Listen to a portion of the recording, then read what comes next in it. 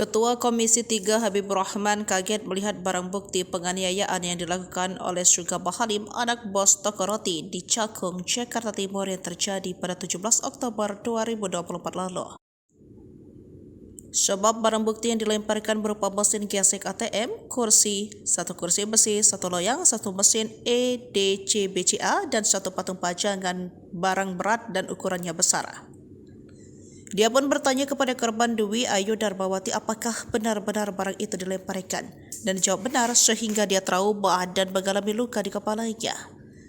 Dwi kepada Komisi 3 menceritakan kronologi bagaimana dia meminta mengantar roti ke kamar pribadinya, namun dia menolak karena bukan tugasnya. Terlebih lagi bukan yang pertama kali, bahkan sudah 2 kali. Halim, anak bos toko roti ini, kerap mengancam. Dia menyebut saya miskin dan mengaku dia kebal hukum, jelasnya. Sementara itu, Kapolres Jakarta Timur Kombes Pol Nicholas Ari Lilipali membenarkan kejadian itu termasuk barang bukti tersebut. Habib kemudian bertanya apakah ada dugaan keterbelakangan mental. Kapolres mengatakan sejauh ini akan dites kejiwaannya.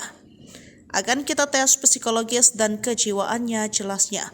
Namun pentolan Gerindra ini mewanti Kapolres agar tegas dan tidak menjadikan alasan dan isu keterbelakangan mental membuat Halim bebas dari jerat hukum.